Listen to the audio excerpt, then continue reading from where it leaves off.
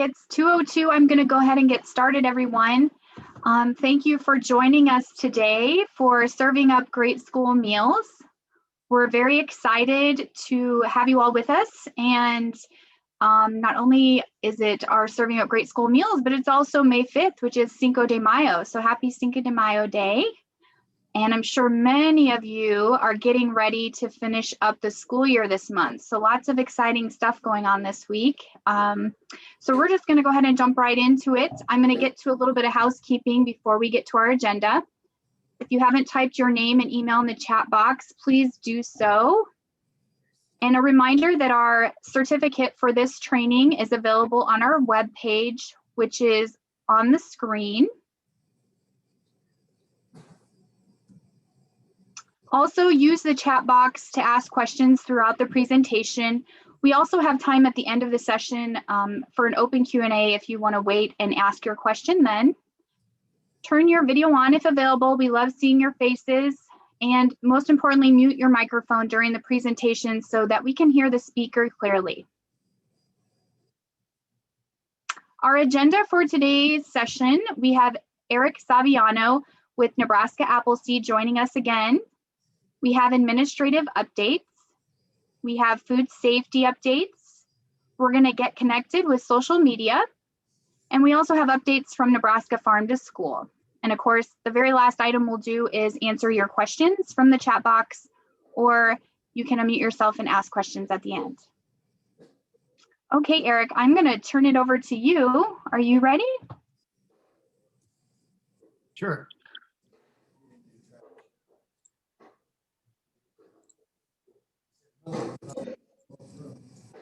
All right. I am excited to be here again. Thank you so much for having me back. This was definitely my inviting myself back, so I can't say you invited me, but that is okay. We're going to talk today about a little bit more about how Nebraska Appleseed and the Nebraska SNAC Coalition supports summer food and outreach for the summer food service program in Nebraska. We've gotten some grant funding over the years to support NDE's efforts in that, and then done a lot of research related to best practices in our state of Nebraska, and want to share some of those with you today. So again, my name is Eric Savaiano, and I am the program manager for food and nutrition access at Nebraska Appleseed. We're a nonprofit, nonpartisan law and policy organization, and we get to do community organizing and policy change work in the legislature, and then sometimes take folks to the courts if things can't get solved in policy changes.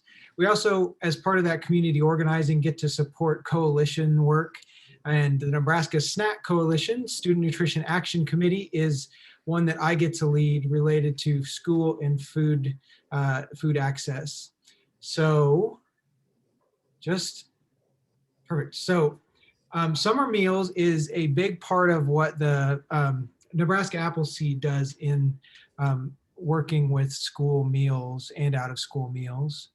The Nebraska SNAC Coalition committee overall helps support Nebraska with grant opportunities. I think I mentioned last time we supported the state through some granting, sub-granting through No Kid Hungry and Albertsons Companies Foundation with over $600,000 worth of grants between last March and now.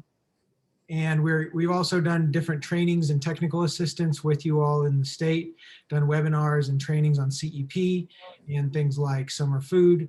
And then we've done county level equity participations and analysis. We're going to do more on that soon.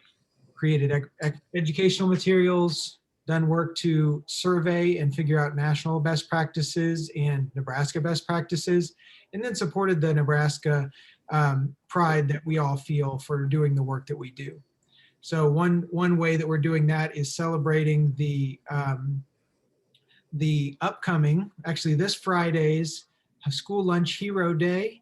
And we did really great work. I think the team did really great work in the committee collecting stories from you all and from your colleagues about you to share the fun stuff happening about school nutrition and the heroes that you all are. So I want to thank you for that. and really excited about this Teacher Appreciation Week, and then about School Lunch Hero Day on Friday. So that's one other fun thing we want to share. So summer meals is a big deal, and it's a big deal for this summer because we are pretty much still in the midst of COVID in a lot of ways. Things have changed slightly, as you all know, but I wanted to just give us all a chance to take a small poll. This is the least tech-savvy poll you'll find. It's just the question on this one and a answer on the next slide. So go ahead and read this question. What is the highest percentage of Nebraska kids without food because parents couldn't afford enough since the beginning of the pandemic? So that was since March of 2020, according to census pulse data. So that's the census program. Don't worry about where this was from, but so your questions are 1, 20%, 23% of kids, 23% of parents said kids couldn't afford enough, 28, 34. Okay, and then the bonus is what month was it reported? You all probably remember the ebb and flow of this. It definitely did ebb and flow based on federal relief efforts.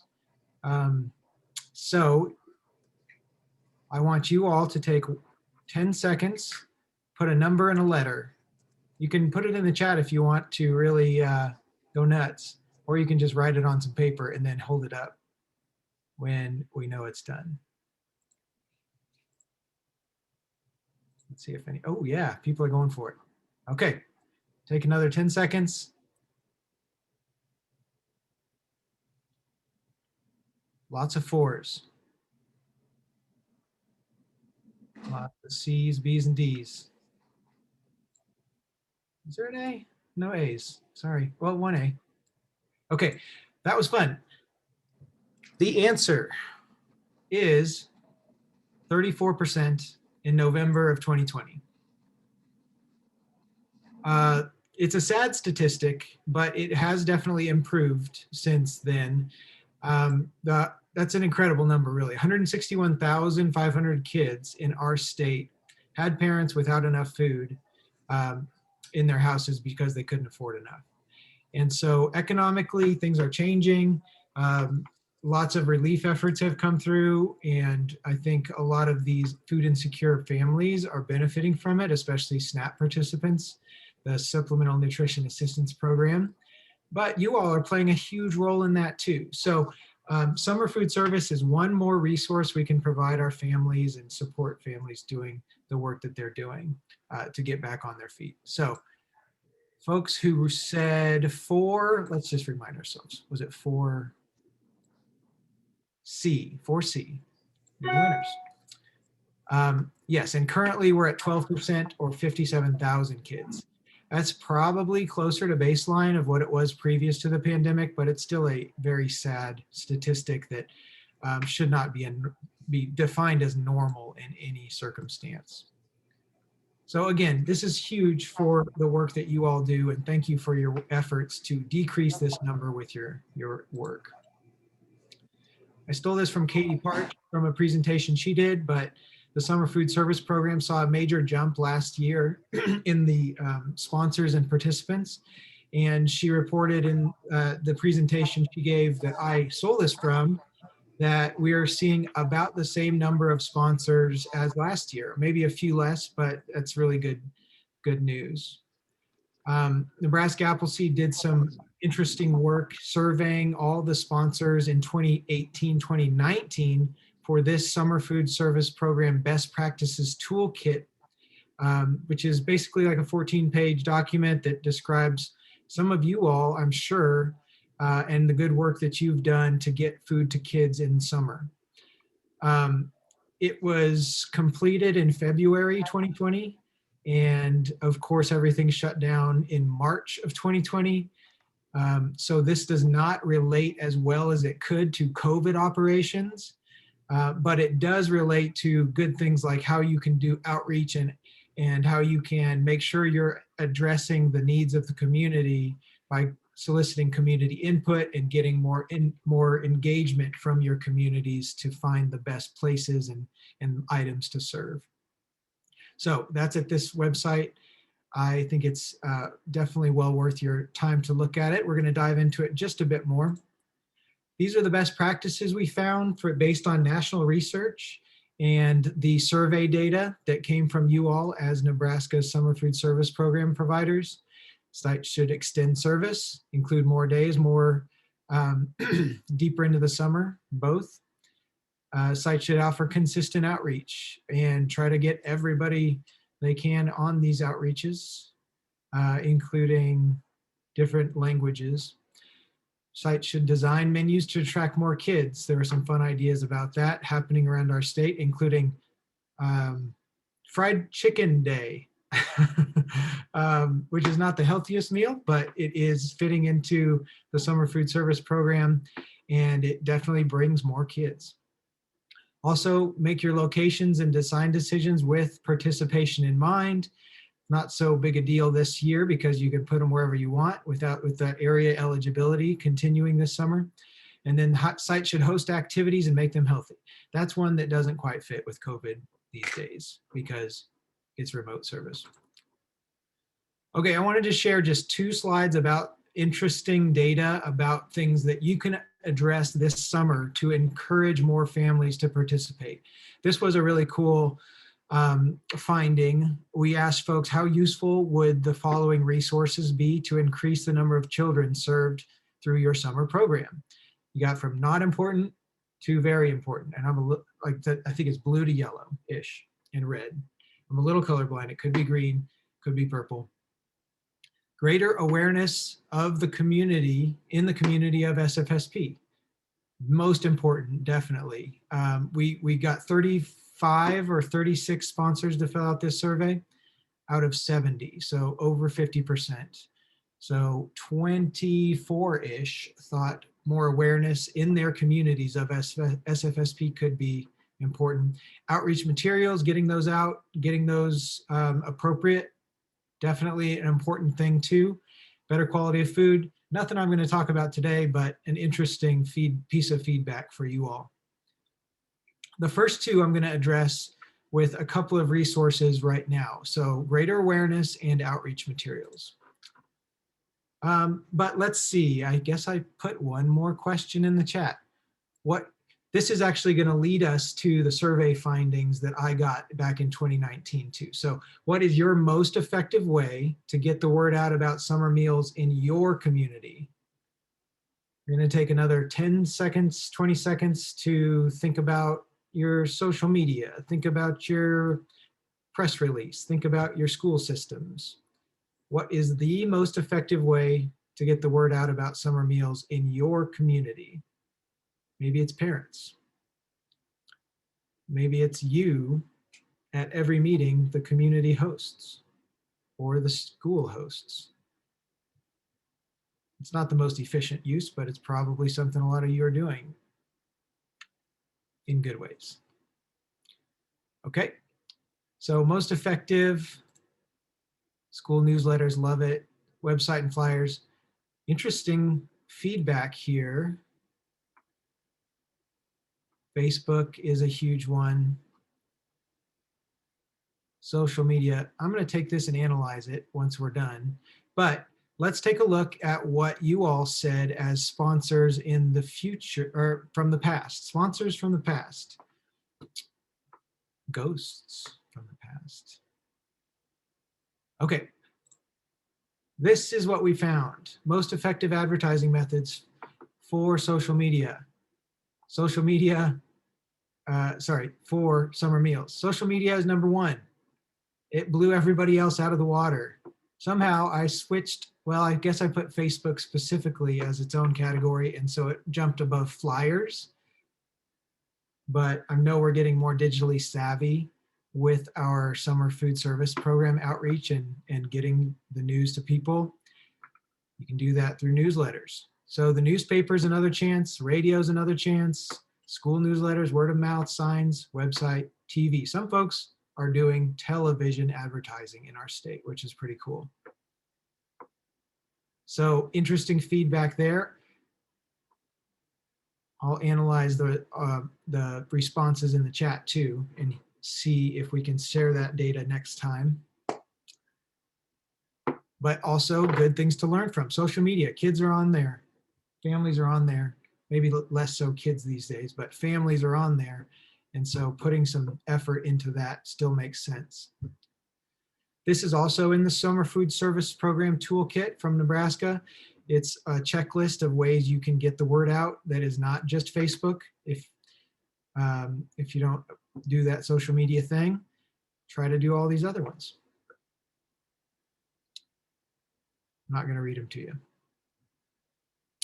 The last thing I wanted to share is a resource that can make it even simpler for you to figure out or to get the word out in your community. So we worked with Katie Parch at NDE and created a summer food outreach toolkit that you all can use at the website that I linked before. I'll throw it in the chat when I'm done. It's got templates in Word format. It's got social media images and captions that you can just copy and paste off of this website. And it all relates to this very summer. So 2021, we're looking at COVID.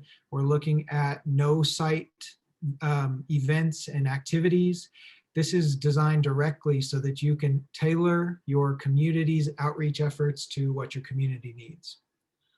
So these are the best practices that live in the toolkit. Feel free to skip it unless you want to use this as a way to get it. There's a cute kid. There's that checklist we talked about next to the cute kid. Right click, save image as to download it. Another cute kid. Social media post to raise awareness of summer meals. I think you could be posting this in the lead up to the end of May. Definitely be a thing that your school district or your nutrition program could be posting. Find a meal site near you. Some of these are very generic and can be edited. If you have that meal site at the church down the road or at the school that is operating again this year, go ahead and just erase this and copy it.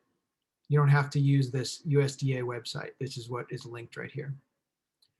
We've also got the Summer Food Service Program No Kid Hungry text line, where you can actually text 877-877 and get English or Spanish locations of summer meals near you, anywhere in the country. That will be more active. You can't do it today because nobody in Nebraska, we have not uploaded our list, but that makes sense too. We'll get it uploaded closer to the end of May. You can right click and grab these as well. Save link as, pop it up, and download those images you can upload, and they're appropriately sized for Facebook.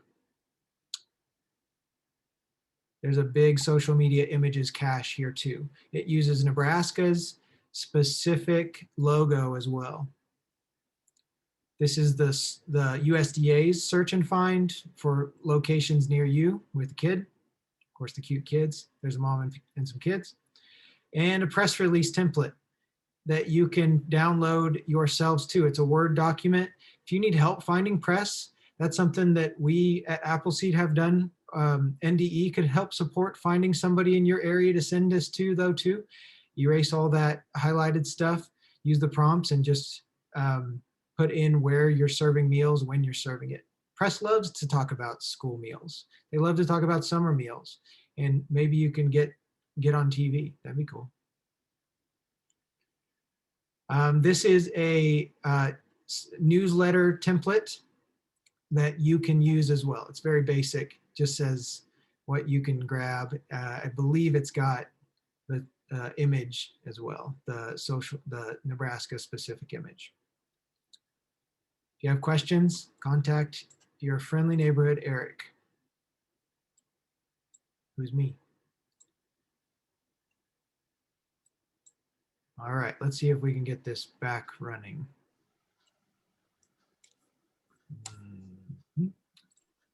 There. That was my last slide.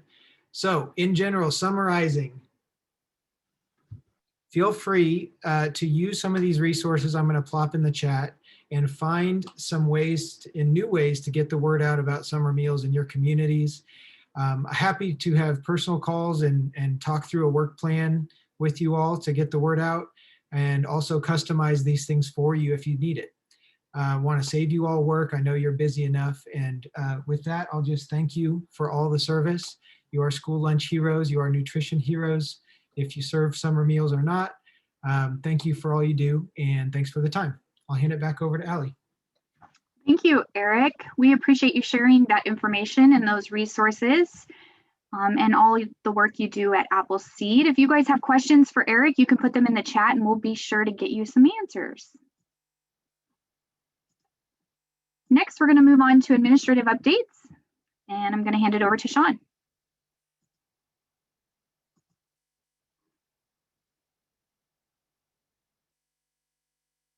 Hello, everyone. We're going to be talking about administrative updates and serving meals to students. And so I'm going to stop my video and start talking to you. And the first slide I want to talk about is on the screen. And I know many of you are wondering what is happening for the start of school in August. Well, what we don't know is what I want to start with right away is we have yet to receive guidance from USDA about the status of collecting free and reduced applications, determining eligibility for the upcoming school year. It is our office's assumption that this process will continue as it has during a normal school year.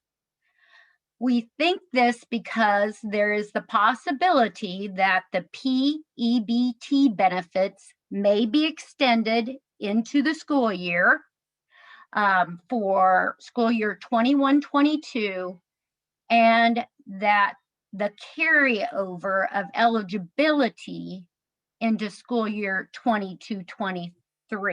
But once again, we have not received guidance from USDA. So that's our assumption, but waiting for further guidance. So as we move to the next slide, I can tell you what we do know.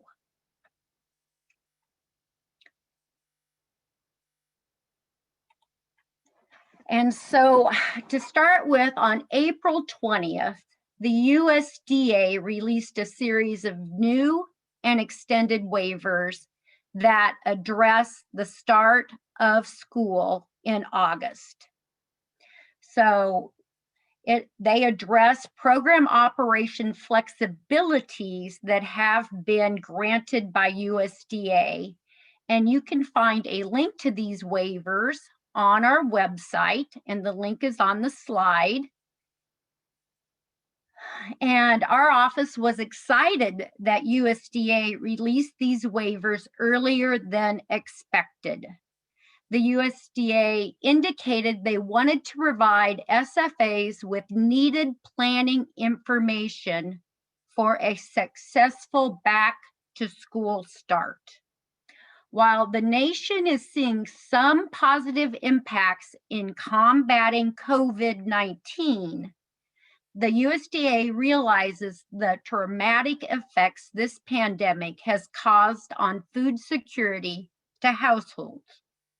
To address this and obstacles schools may encounter in the coming school year, the USDA has thoughtfully provided flexibilities that allow schools to provide meals given the possible uncertainty of what may happen in school year 21-22. So let's move on to the next slide.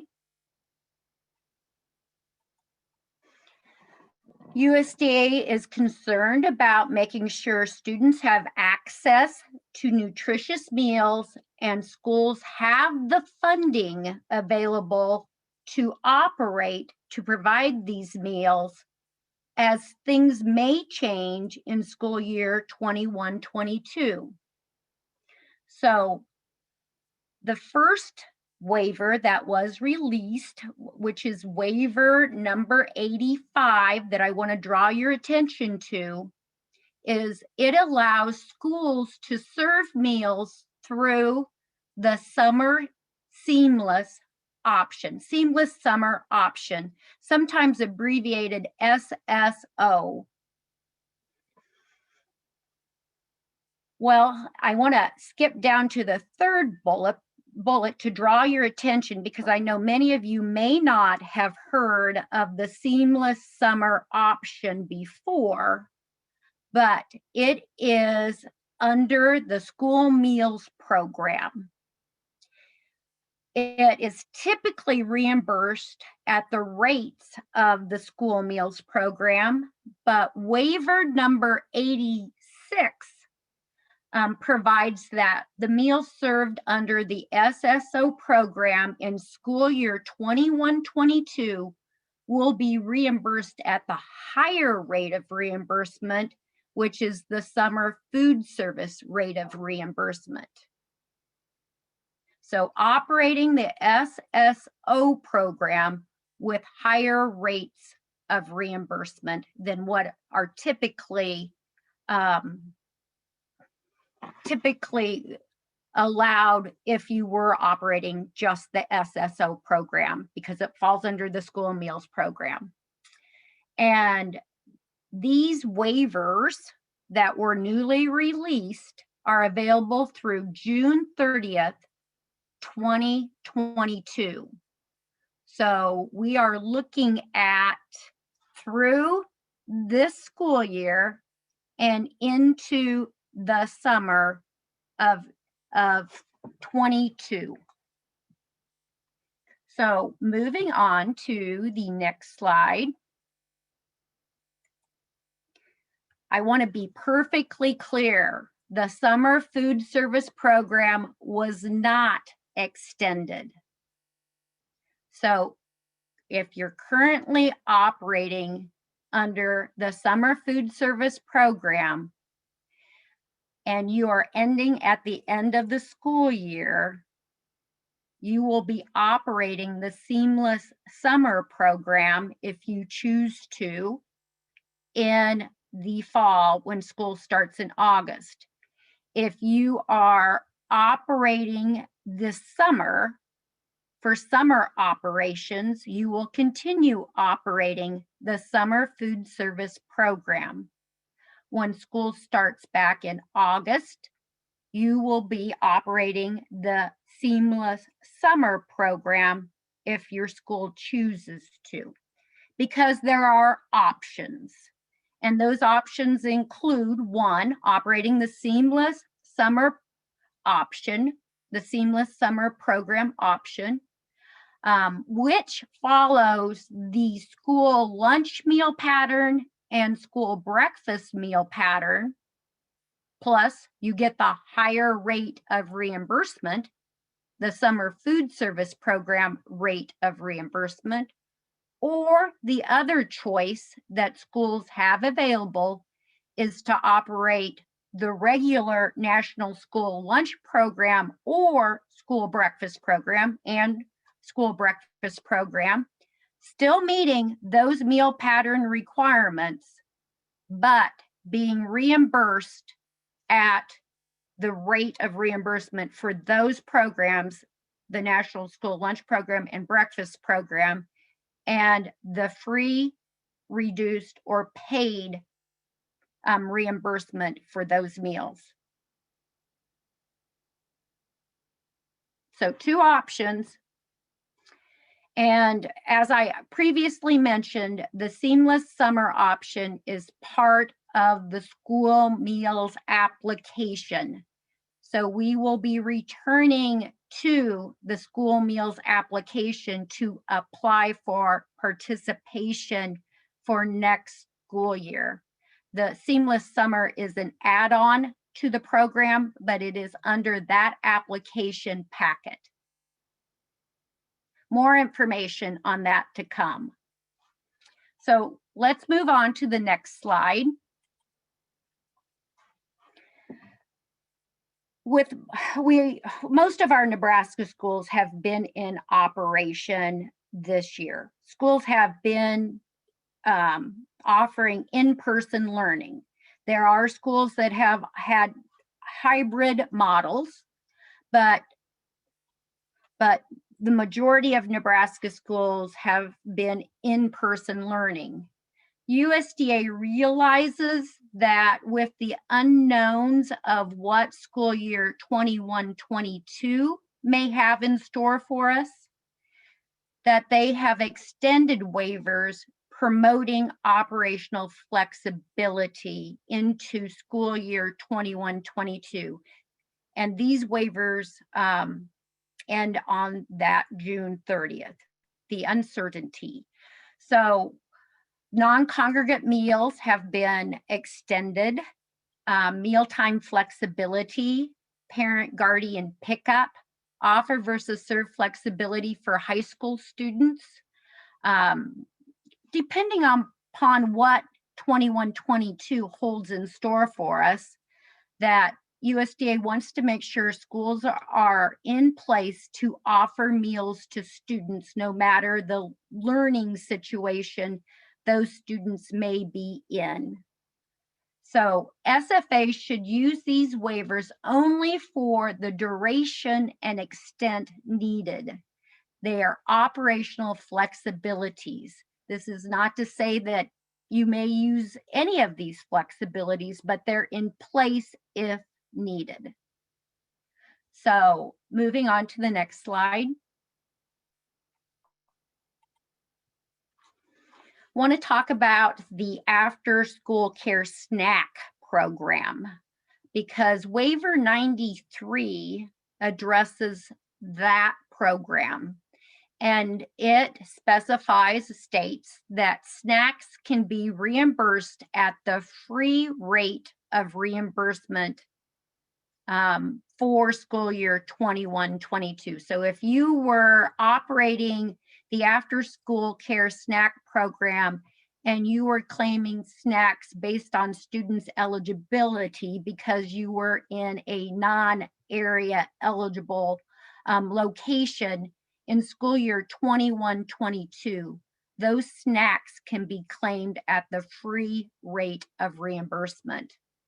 Now, I want to make sure everyone is clear that this is not the summer food service program SNAC rate, because we are operating under the school meals program in school year 21-22. Even if you are operating the seamless summer option, it is a program under the school meals program. So moving on to the next slide, I am going to turn it over to Donna to talk about meal pattern updates. Hello, everyone. I'm going to jump in here and talk a little bit about meal pattern updates, as Sean said, and I have just decided something. You know how we jump on and off of Zooms and we hop and we jump, and I'm going to start rolling. I have told a few people about this idea. You know, rolling off a Zoom probably will be easier than rolling on, but maybe I can perfect that. So we'll see what happens.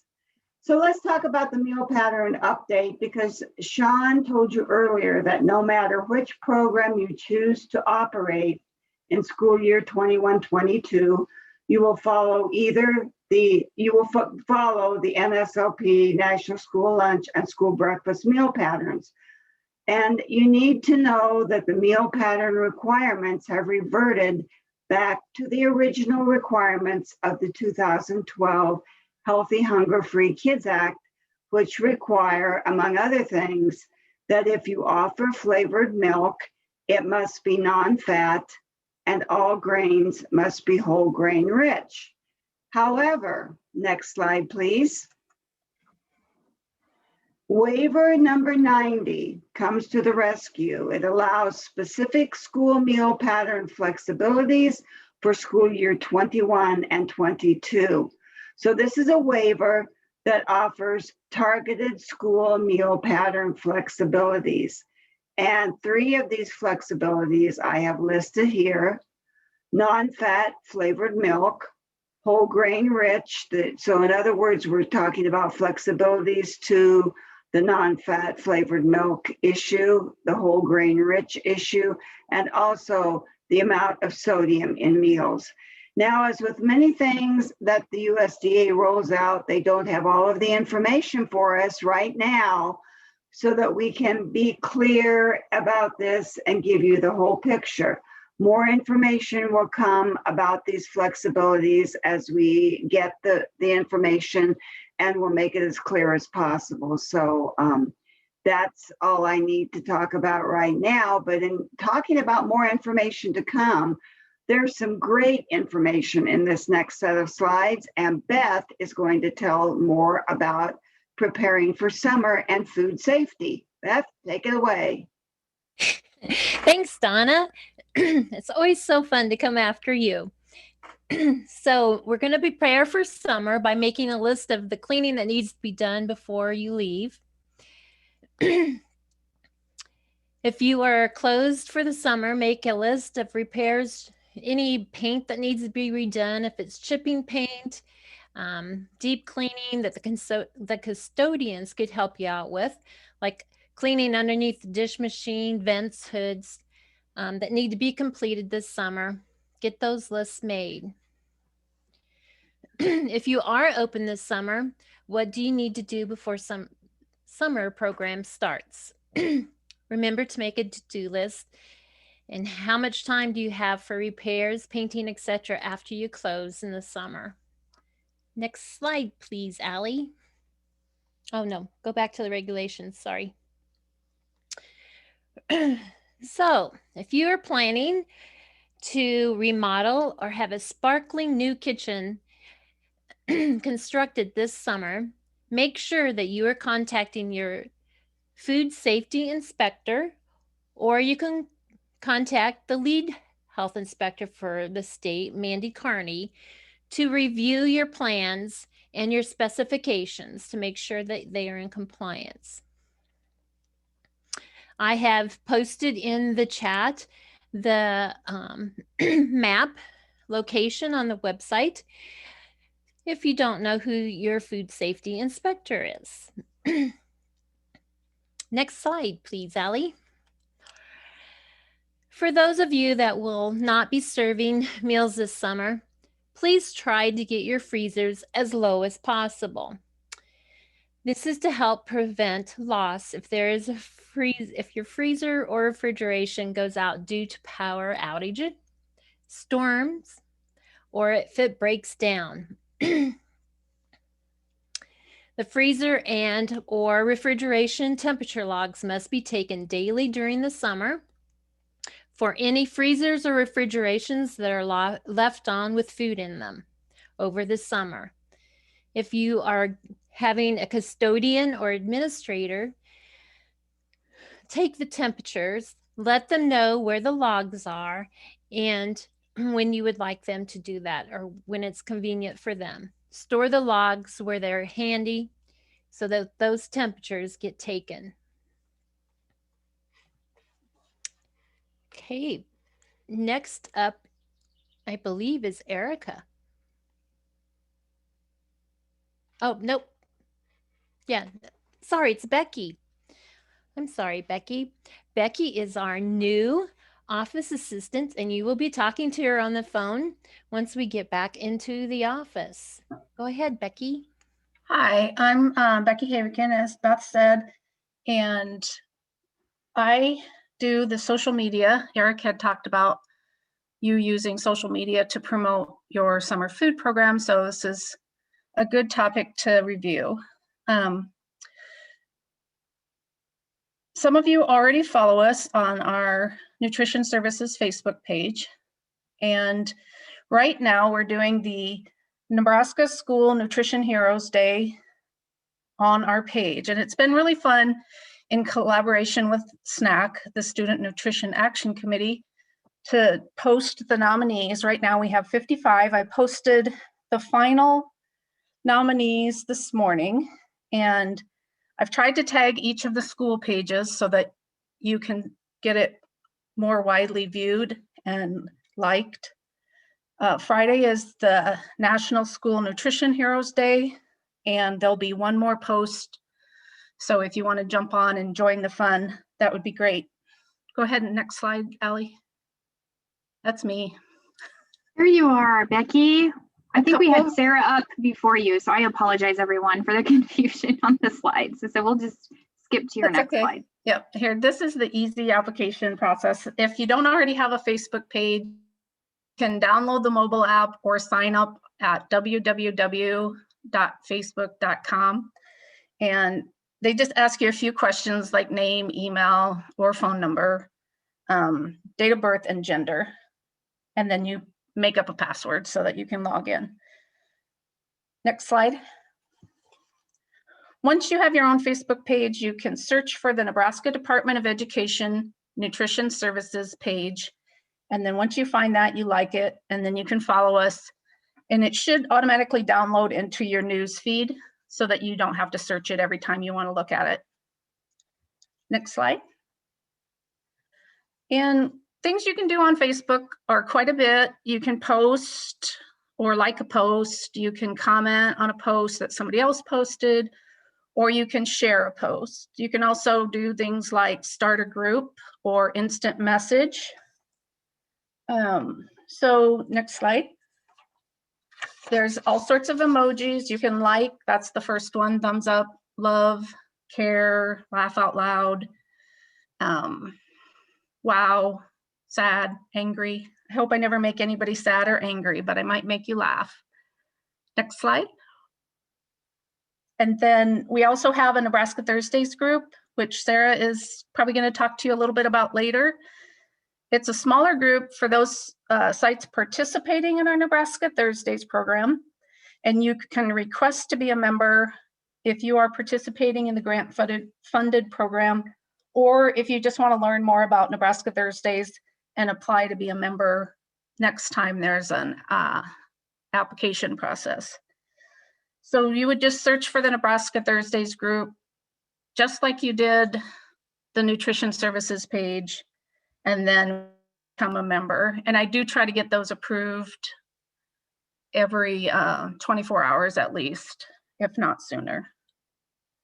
You can go ahead to the next slide, Allie. So besides the School Nutrition Heroes posts that we're doing right now and promoting, there's also other information about what the Nebraska Department of Education Nutrition Services team is up to. It's in the last year of social distancing and everything being virtual due to COVID. It's a good way to keep up with things going on, stay informed, and it's also a little bit of fun. So I hope to see you all on our Facebook page. And you can let, I think Sarah or Erica is next. This looks good. Yeah, great. Thank you, Allie. Thanks, Becky, for the good rundown on social media, which was really applicable after Eric's presentation too. So I just want to give a couple of brief updates for the group here. Just to kind of lead us into where we head on the next slide. This slide is showing us the registered sites, the districts that participated in Nebraska Thursdays during school year 2021, which is pretty impressive how it reaches across the state like it does. And also considering it would have been an easy out not to do anything extra this year with the pandemic. So congratulations to the districts that were registered. I know it looked a lot different this year, but staying connected to the program helps to really keep the momentum going as we move forward. So here's those 53 sites. And I do know from the end of year survey that we received last year from school year 1920 that the sites that we participated in that survey represented 102,000 students across our state. So this year with Nebraska Thursdays, what we saw with our sites was that they received a vinyl banner to really promote Nebraska Thursdays in their cafeteria this year. And they were eligible to participate in a giveaway during Farm to School Month in October, which was Tower Garden giveaway. and that went to 2 different schools in our state. And there's always access to dozens of standardized recipes that are featuring local items in Nebraska in the recipe portal.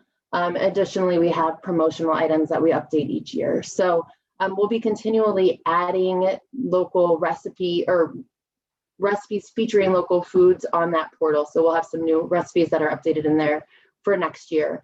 And like Becky said, another good advantage for Nebraska Thursdays to build this group is to participate in that Nebraska Thursdays Facebook group. So we're working to make that a place to engage, interact, learn from each other. We have a lot of seasoned food service directors at this point that are doing farm to school work.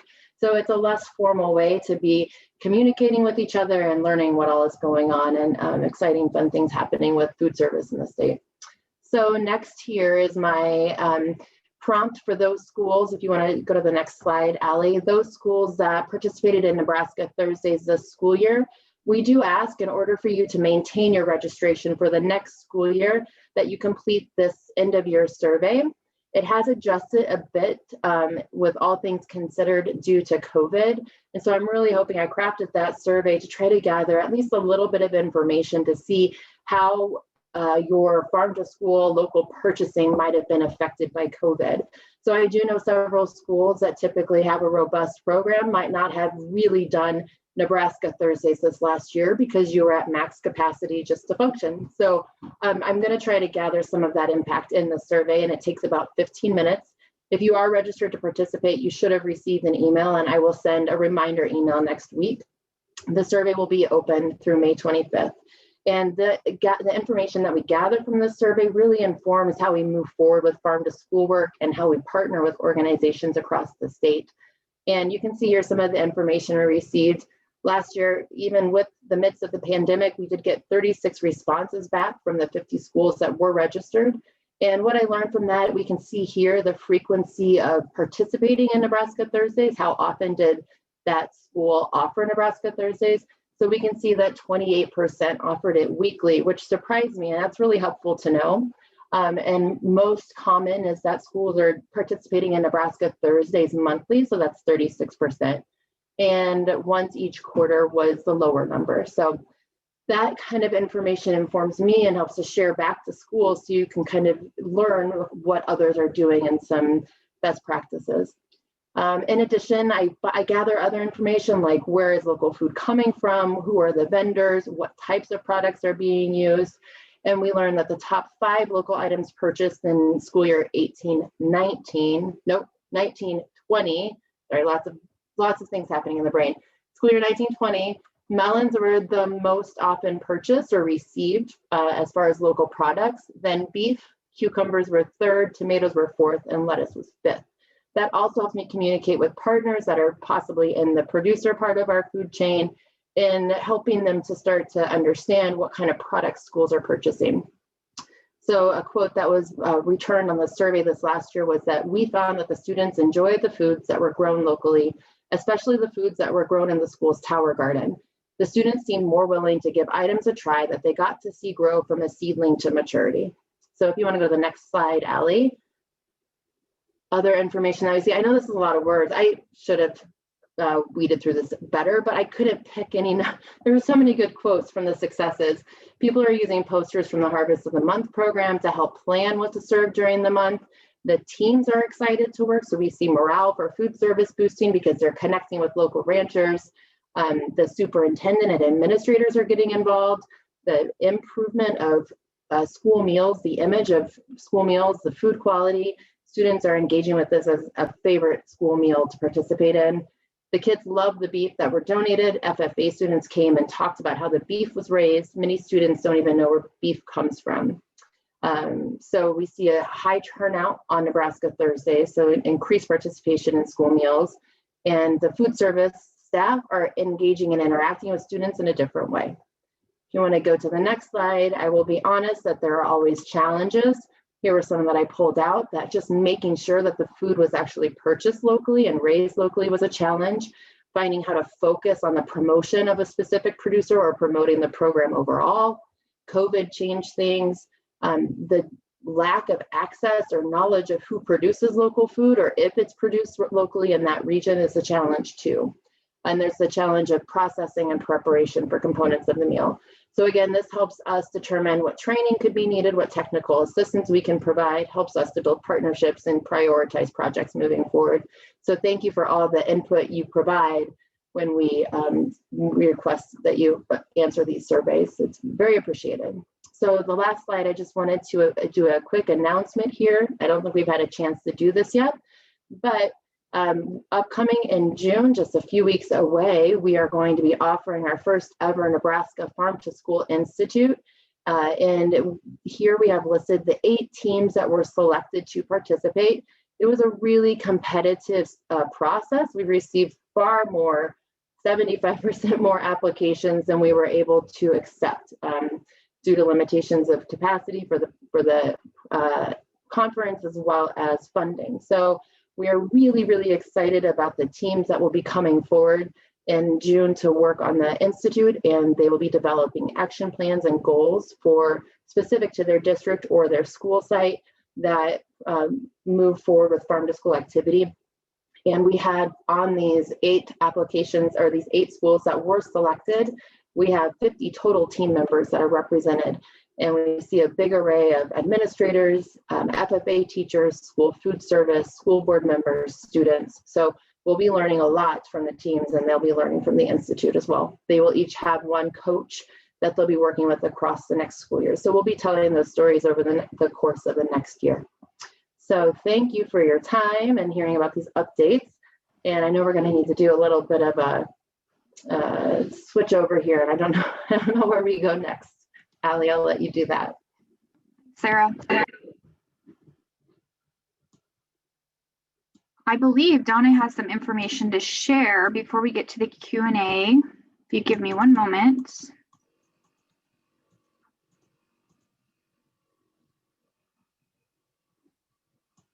Are you there, Donna? I'm here. All right.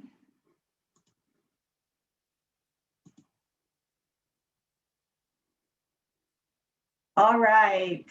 Well, we have a bittersweet topic to discuss here or to tell you about.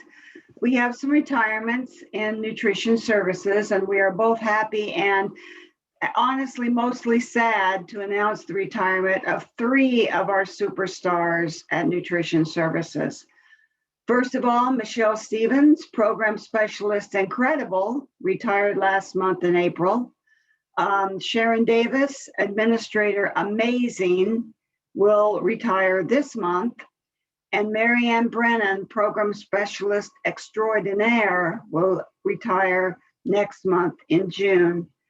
And we really want to wish these 3 coworkers and friends much happiness and joy as they begin the journey into the next exciting phase of their lives. And I want you to take me with you. Okay. Anyway, just kidding. All right, so next slide, please. Coming attractions. We have decided that we need to take a break from serving up great school meals. So serving up great school meals is taking a summer break. And we will be back sometime later in the summer or early fall. However, we have virtual trainings set up for this summer, and we're working on this as we speak. Virtual School Meals 101 training will be held this summer, and the information on this training will actually be released next week. So that will be coming shortly. We want to catch you folks before you are gone for the summer so that you have this information and you can plan your summer vacations and so on. We also will have a virtual bookkeeper training. And I should mention that the School Meals 101 training will be held more than one day. So we'll, and I mean, there will be different opportunities for you to attend.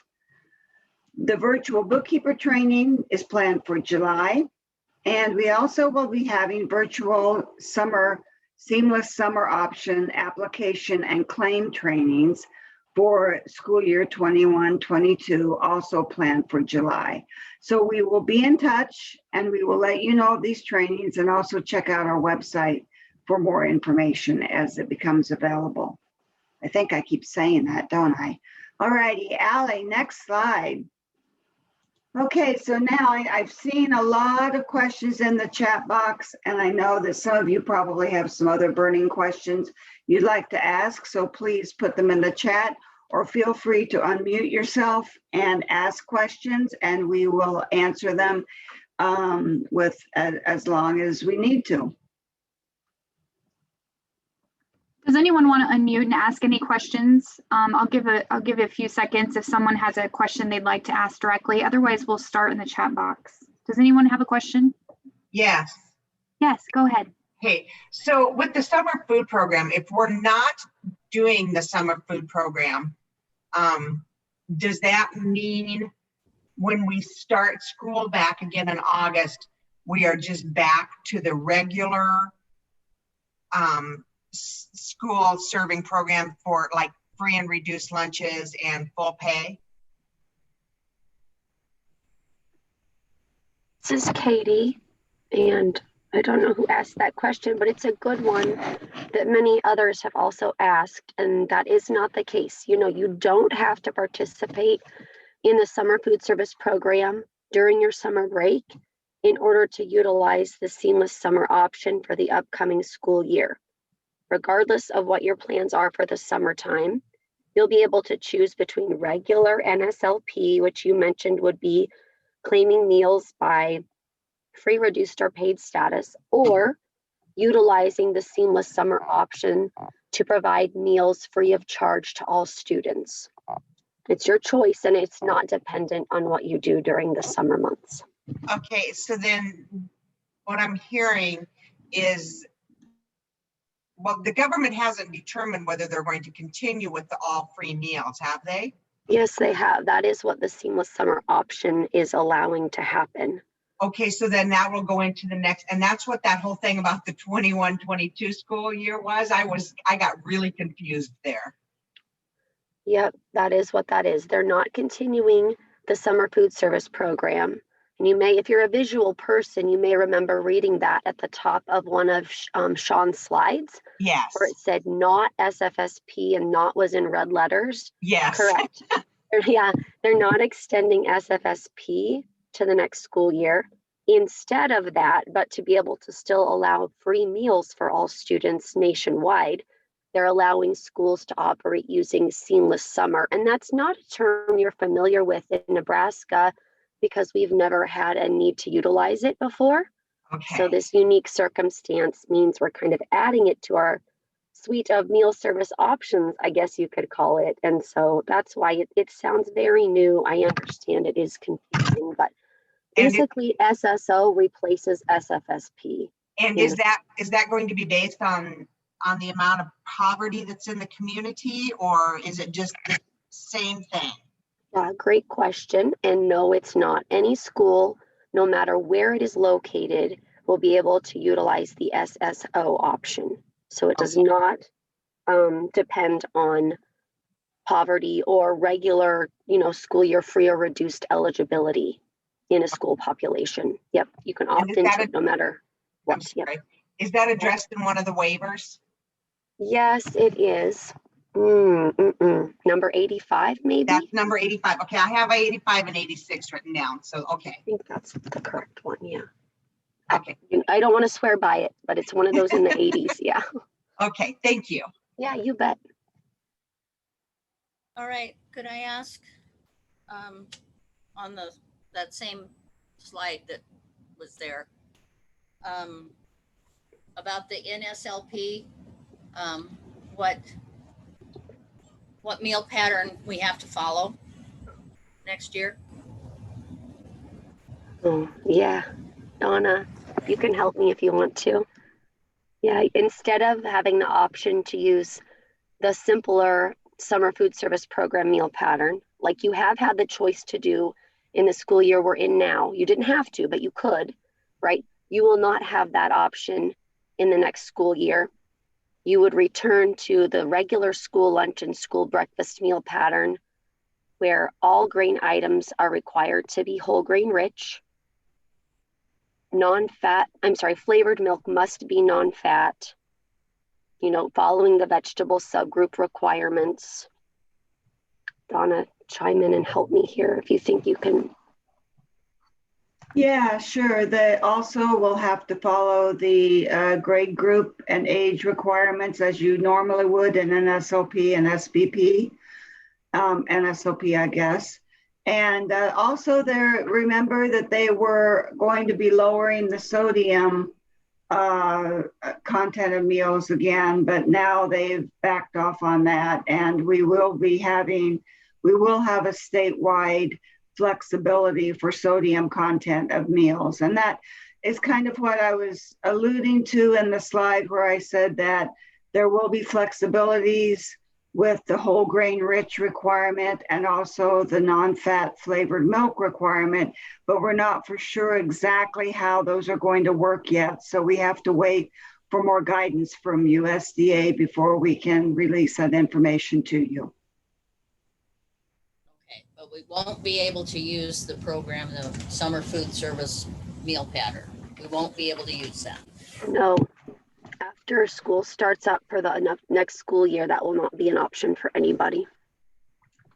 All right, thank you. Yep, you're welcome. Are we able to open up the salad bars again? Next fall or now? Yes, next fall. As long as you're not active with COVID, you should be able to open up your salad bars. Okay, thank you.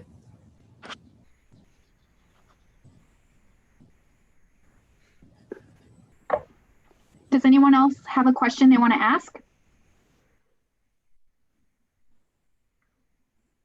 I tried going through the chat box. Katie, you did a great job. You helped us answer some of those questions as we went. I might have found two that weren't answered yet. The first one was, do we need to complete the PLE tool for school year 21-22?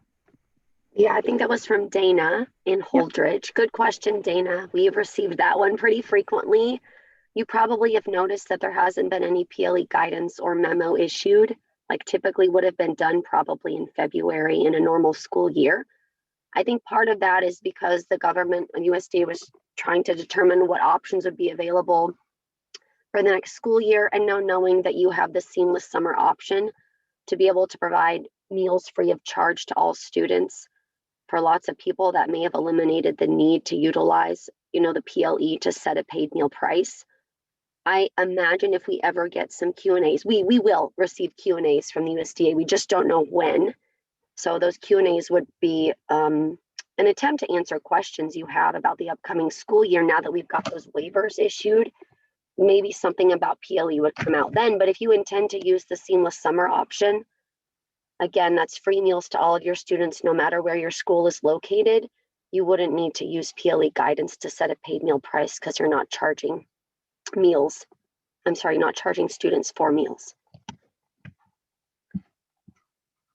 I was going to go back to the top of the questions, Allie, to restate them just in case some folks haven't monitored the chat while they were trying to listen. And the main reason I wrote out answers was just in case anyone who asked questions and couldn't stay for the entire Q&A, that they would have an answer before they left. Katie, they start at 2:32. Thank you so much. Yeah, you can, I'm running out of voice. You can tell. If you want to read them, you can. Otherwise, okay. So if we don't do summer program, we go back to regular serving. You just answered that one. Maybe we sort of answered that with the first question, you think? Okay. Yeah, I think so. Okay.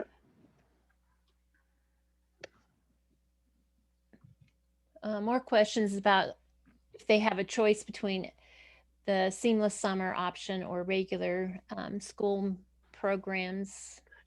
Yeah. Patty Rhodes wanted to ensure that the SSO provides reimbursement at the higher rate than NSLP, and that is correct. Normally that's not true, but for school year 21-22, if you participate in SSO, you'll receive the SFSP reimbursement rate for the meals that you serve. Sorry. Okay. Sharon asked, is the SOS option providing one free meal per student per day and at the higher rate of reimbursement? And it's for breakfast and lunch, and it is the higher rate.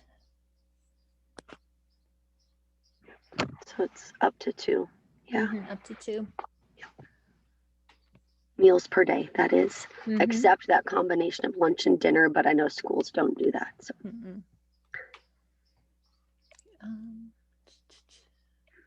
One, Kathy, I think Kathy O'Grady asked about net cash resource, and that's a great question. We've also heard from schools over the course of the year that their nonprofit school food service account balance has continued to grow a little bit at a time because of that higher reimbursement rate. Although you've seen your costs increase, I imagine, maybe it hasn't outpaced the higher reimbursement you've received, not only from participating in SFSP, but you're probably getting slightly higher participation. At least in some cases, you've got more kids eating meals than you would in a typical year. And the net cash resource guidance that allows schools accounts to carry up to 3 months of operating costs still remains. And so if you need help making a plan to keep that balance at or under 3 months of operating costs, and you want to know what's allowable and what isn't and how you can make that work, feel free to reach out to one of our team members. We can help you navigate that. And we've got some nice suggestions we can pull from when we've asked questions similar to that from our regional office points of contact. They have good ideas they're able to share that other state agencies have helped their schools implement to keep that balance below that 3-month operating amount, I guess, threshold. Okay, so Kathy asked, will you email the dates for training or send a letter in the mail? Donna, do you want to take that one? I believe, well, for the, let me go back to my slides so I get all these different trainings. For the virtual school meals 101 training, I believe next week an email will be sent out with a link to a survey. Is that correct, Sean? Yes, Donna, you are right on. We will be registering you electronically by completing an online registration, and it's in a survey format. And you will be able to register yourself and members of your team to attend our virtual training that is on the school meals program and helping you get back to the school meals meal patterns. So that's planned for, those trainings are going to be in July. We have another one planned at the beginning of August and then in September. And you only register for one. So that's our plan. And Becky, our office assistant, has done a wonderful job getting that progressing for us. And so we expect to send that email out early next week. And please act upon it so that we know what your interest is. And as I said, we'll be offering it 4 different times. Our bookkeeper training will come out in an email, and that will come out sometime soon. We have a date selected, but it will not be the same format of completing a registration form. We're working hard to get this training prepared for you and want to make sure that we are communicating when those trainings will be, and we encourage you to attend. As you can see, there's been a lot of things happening in our office, and with our retirements of our beloved staff members, we will probably be somewhat delayed in responding to you, but you are our utmost important people. So we will do our best to communicate with you. Someone asked if they do SSO in August, are there special requirements or rules to be able to do this? I think that's a great question. And I think the most important thing to note about that is that just like all of our other programs, there is an online application you complete in CNP. For SSO, it's sort of housed within the school meals application. And so we have not implemented that into the system yet. So if you went to go look in there today, you would not yet see it. Of course, we're working on trying to get this installed with the company that manages our online application and claims system.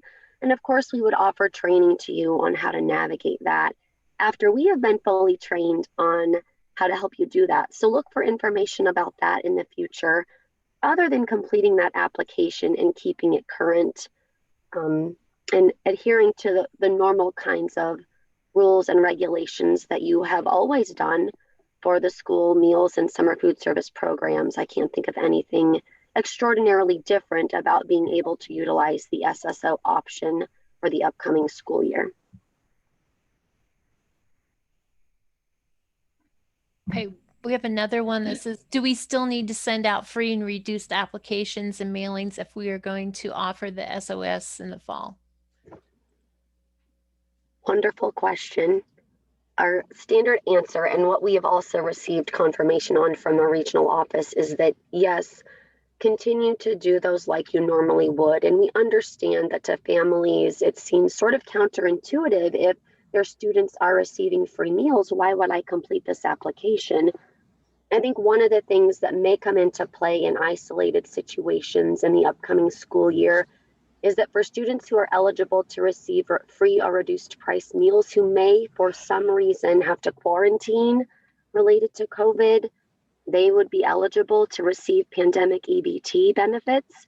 So that's one specific example where I can see that they may benefit ultimately from completing a paper application, especially if they're not a student who qualifies because of direct certification.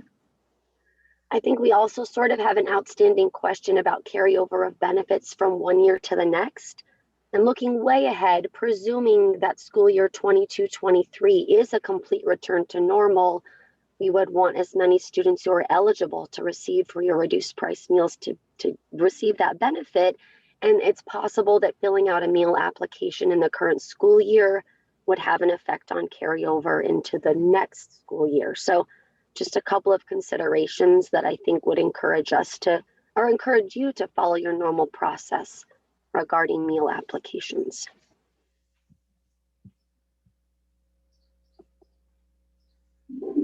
Yeah, and that gets to Joanne's follow-up question there. It's just really hard to get them to complete those. Sorry, I interrupted someone. I don't know that. No, you're fine. I was just going to say that.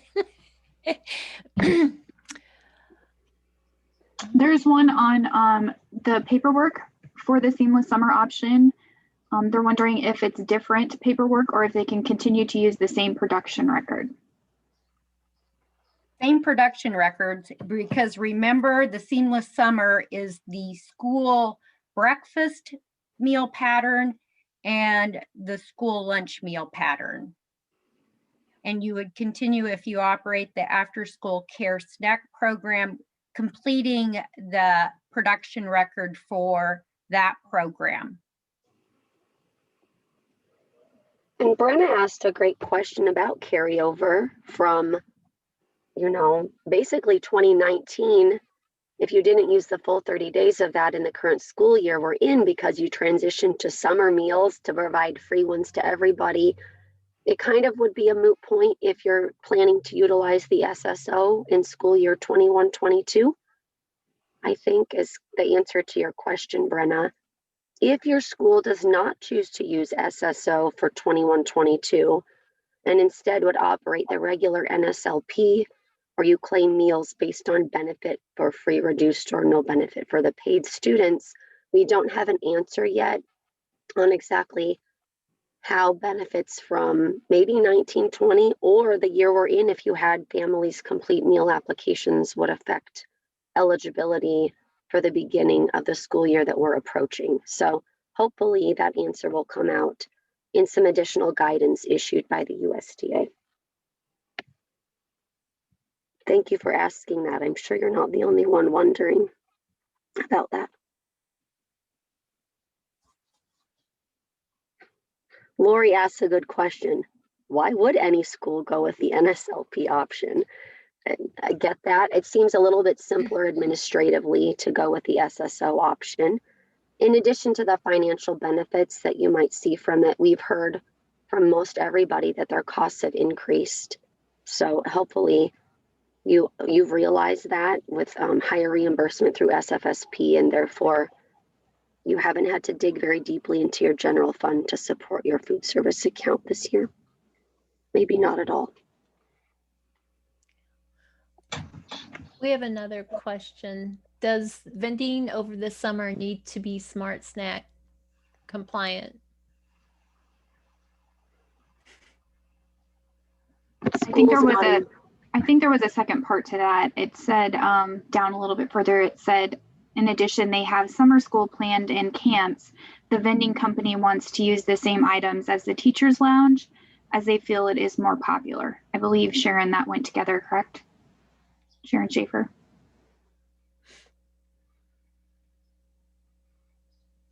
I don't think she's on.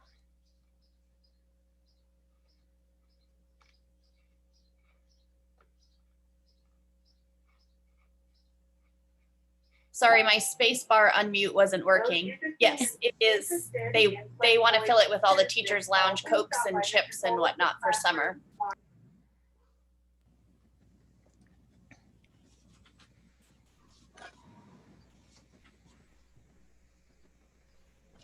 We're going to come back to that question. Okay. Well, sounds good. Thank you. Yeah. So let's see if we have any others. We have a question. Can we operate SOS for breakfast and lunch and the after school snack program?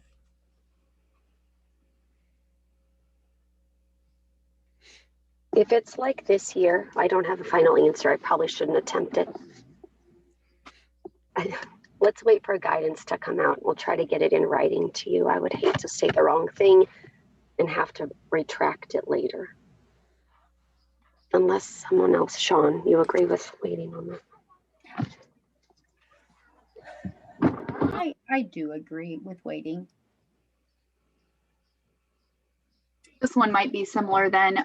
Can we still claim after school snack under NSLP and participate in SSO for breakfast and lunch?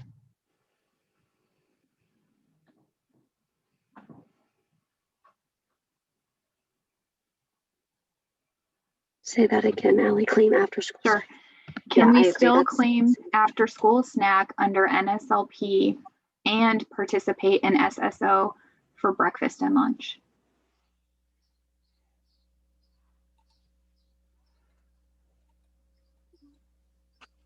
Yeah, I agree. It's the same question. Let's make sure we have it in writing. I presume it would operate the same way it did this year, but I, again, want to make sure we're giving accurate information and we don't have that specific question answered for the upcoming school year.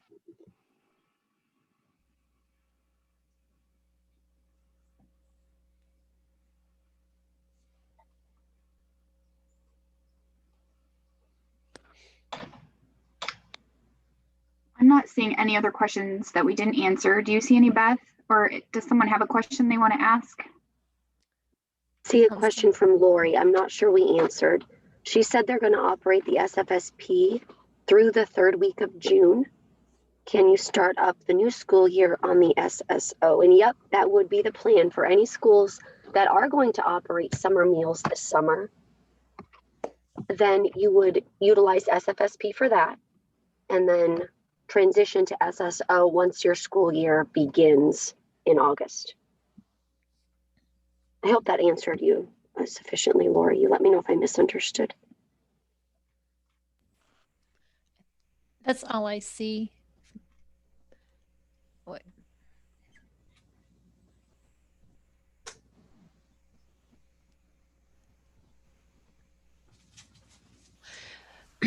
We have one more question. Because of our low free and reduced application submissions, Our numbers were very impacted. How is this going to affect our program next year?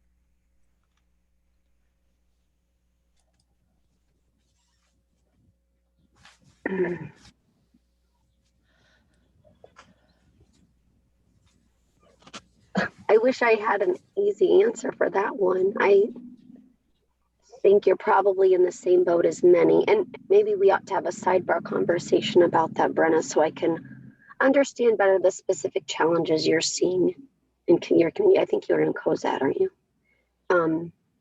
Yeah, let's talk. Others in the group, please fill in for my lack of answer to her. I think it's a challenging one. I was just worried that we were going to lose maybe our summer food program next year because if we fall below that 50% next year, because it's very hard to get parents to fill out applications if it's free. Oh, I understand that better. Yeah, thank you.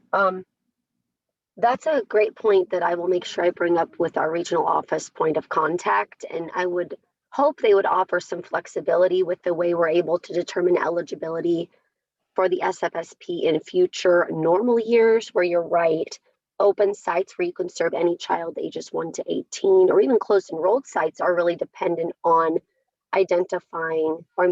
being located in places where at least 50% of eligible children qualify for free or reduced price meals. So like I said, I'm hopeful the USDA will offer flexibility in how we're able to determine those sites. But one point of light, or guess I hope I have on that, is that eligibility to operate the SFSP lasts for 5 years.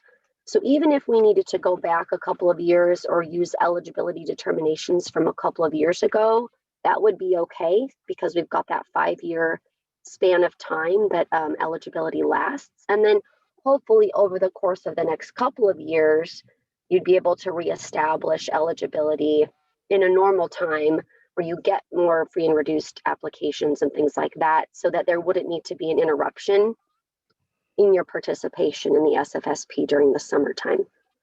So thanks for helping me understand your question better, Brenna.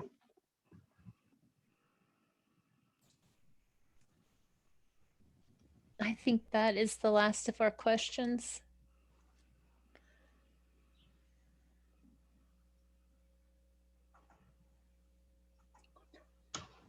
I guess I'll go back to maybe Sharon's question about, I was asked to check with NDE, do vending machines over the summer need to be smart SNAC compliant? And you're operating the summer food service program, but can you see some difficulty maybe with changing to non-smart SNAC compliant items and then changing back when school starts?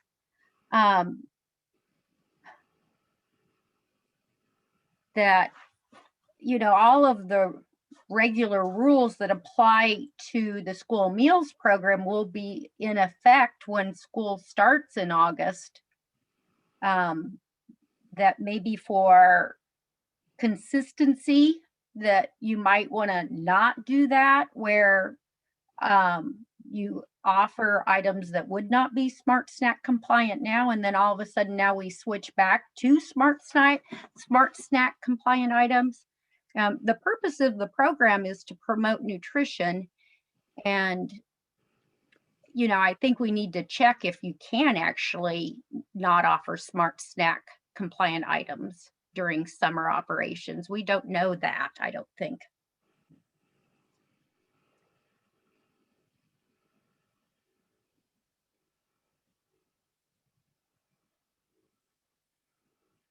Katie, do you want to weigh in on that at all? Not really. Okay. It's complicated. Marianne, would you please? I agree with what you're saying, Sean. I think it's the message that's being sent. Just as you said, I'm not sure that smart SNAC compliance is a part of the summer feeding program, but it still goes back to, you know, what you're typically implementing during the school year. you would think you would also have those same type of items available then during the summer as well. Again, I think it's just, as you said, consistency. It's the message that's being sent. Yeah. Remember, the seamless summer option is just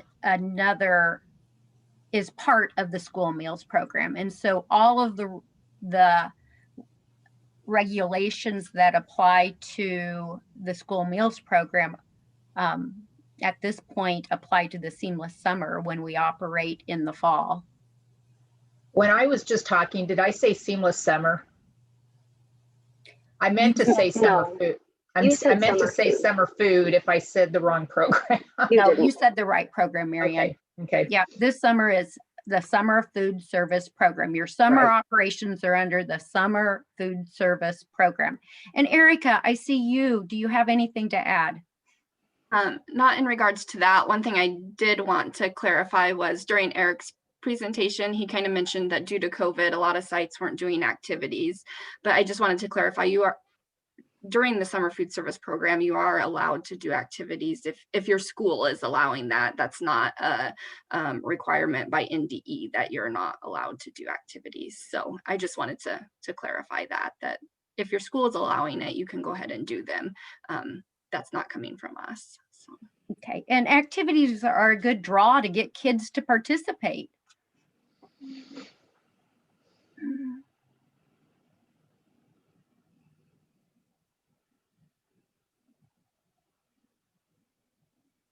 One question? Sure.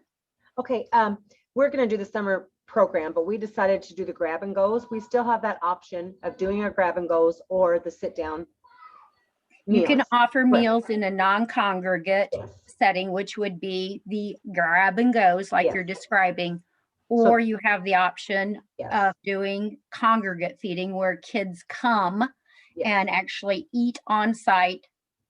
That's what I thought. So then if we don't have activities, that's fine if we do the grab. That's fine. Okay, I just wanted to make sure. Thank you. You bet.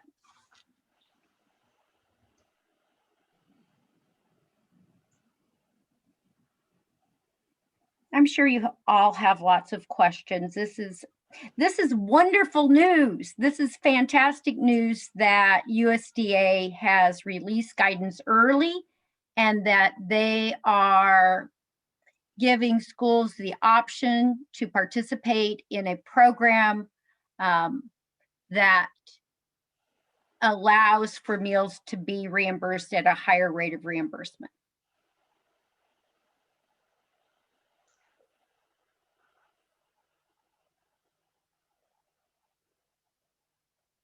I have a question. This is going to be our first year doing the summer food program. I was just wondering, do we need to do it for all 5 days? Or can we just do it for 2 days? So Shelley, how will you be distributing meals?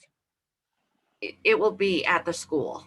It will be at the school. And so you're asking, do we need to operate 5 days in a row? Can we operate 2 days? Just the 2 days, because we have another program at school that they're going to be doing, a gardening club. And so we were definitely going to do those 2 days. Or do we have to include all 5 days and send things home, send a lunch home with them? Katie? Yeah, I bet you're waiting for me. Yeah, you don't have to operate all 5 or all 7 days of the week in the SFSP. I think it's kind of a nice idea that you're capitalizing on the opportunity to reach that captive audience. I know one of the big questions that comes about with operating SFSP is financially, can I make this work?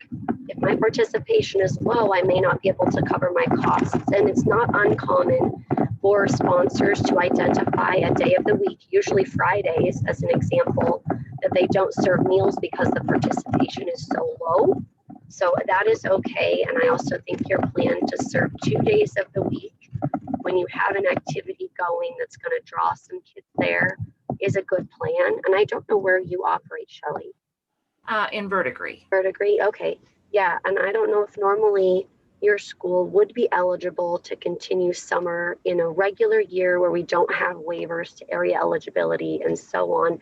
This might be a year to test the waters and to sort of maybe get your program established, thinking that in the future, if you are eligible to operate, then you would have maybe a good idea of community and interest among the children and the parents for getting their kids to the meal service site. So is an okay plan. Okay, thank you. You bet.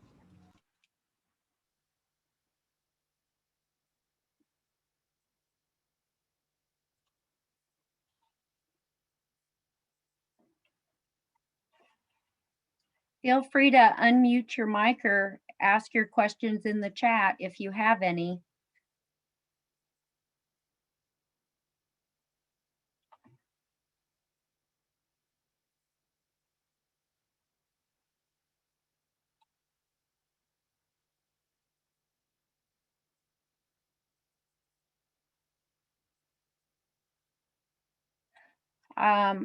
I think that we do have a question.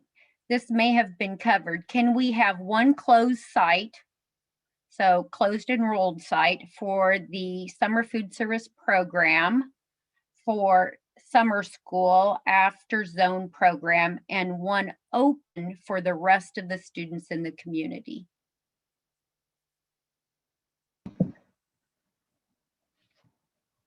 I'm guessing you're waiting on me, and I do believe the answer to that is yes. You can serve just an identified group of students at a summer food service program site. That is okay. You would, like you said, you'd identify it as a closed enrolled operation or site type. And at another location, another school, presumably Brenna, you can operate an open site where all children ages 1 through 18 can receive a meal. Yep, good question.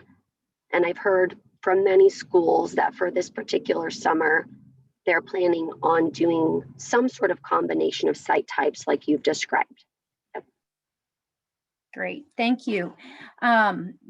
Your training this summer will give us information and forms for signing up for the Seamless Summer Option Program. And yes, there aren't necessarily forms to complete. It's the school meals application. It is a add-on for the Seamless Summer within that application. And yes, we plan on providing training on how to complete that information.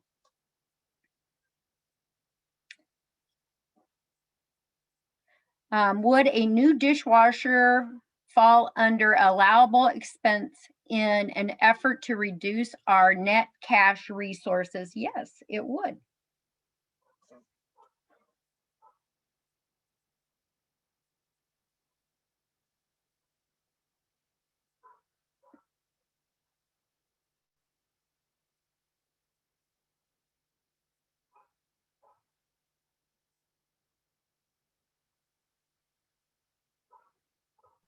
I have a question. You said a dishwasher. It's Jennifer and Neely.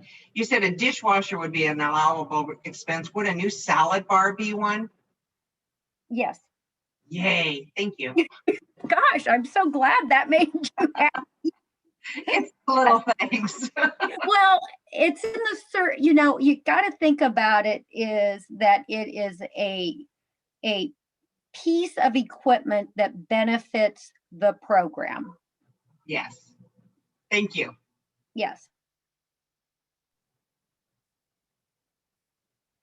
And with both of those, remember procurement, you have to do proper procurement. And so that would be, depending upon the cost of those items, obtaining 3 bids and documenting that you have obtained 3 bids and your justification of the company that you selected to provide that piece of equipment, and that should be documented. Okay, I have another question then. Can you hear me? Sure. I thought I unmuted. Okay, we have money. I finally get to add on to our walk-in freezer because it's just not big enough.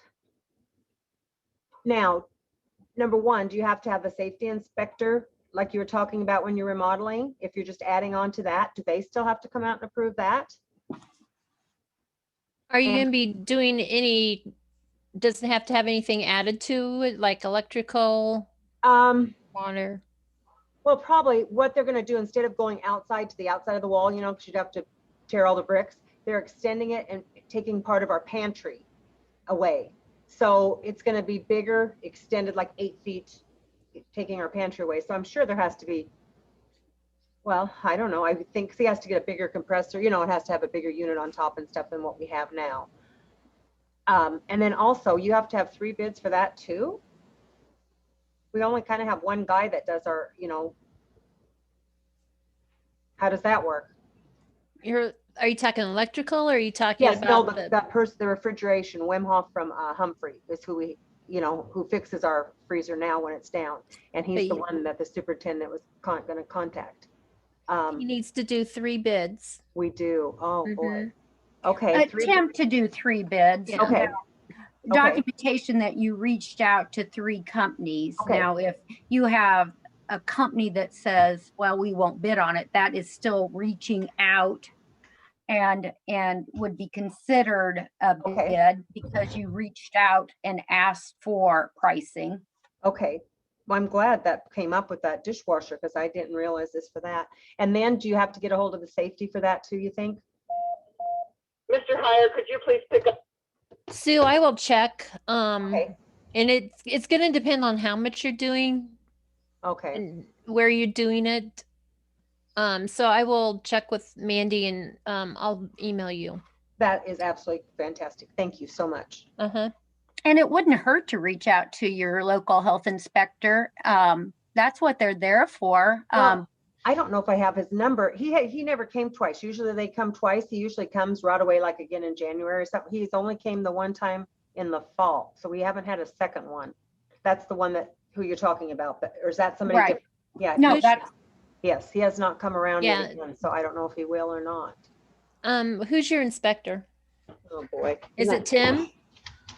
Is it Tim? I don't know. Isn't that terrible? Okay. I can't think. No, of his that's all right.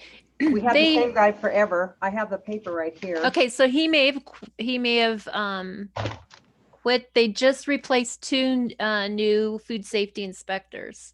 Okay, I can't with understand his writing. DHHS, which is UIL. I can't understand his last name. You know how guys write. I can't.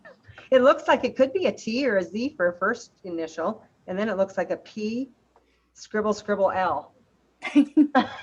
that's who he is. He's a real nice guy though. Yeah, he's really yeah. Yeah, I can't. Yeah, he may not be coming back. Okay. I'll check with Mandy and let you know. Okay, that'd be great. Thank you so much. The gal that said she needed a salad bar, did she say she was from Neely? Okay. She did, Kathy. Okay, because I have used one that I may be able to. Oh. Well, what kind is it? Could you just email me? It's jirvin@nowarrior.org. J. Irvin? Yeah. ERV is in Victor IN. Okay. I'm just so glad I can facilitate these communications with you guys. That Kathy may come to your rescue. That would, and I mean, we have one, but our last janitor kind of made a mess of it. So I'd like to get it replaced. So thank you. Okay.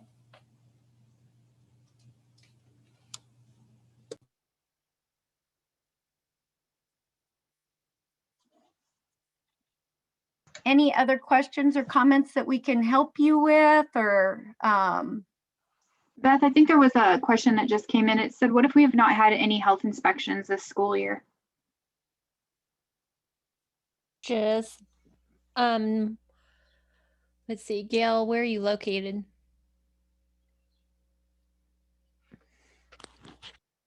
Gail, where are you located? McCook.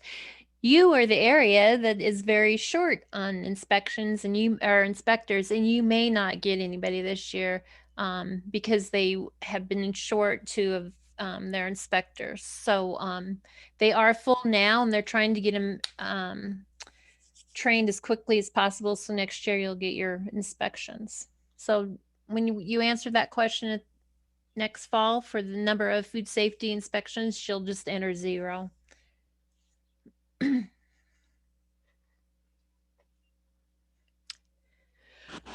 And Teresa, you'll do the same too, because it's your guys' area.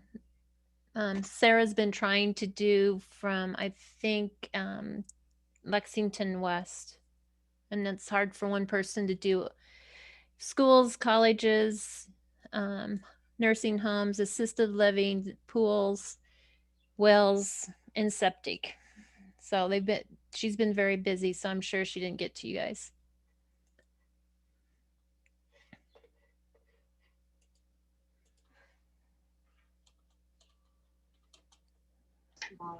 I have a question about the bids. Is there a minimum number, or is that for every purchase? Like even for a $50 purchase?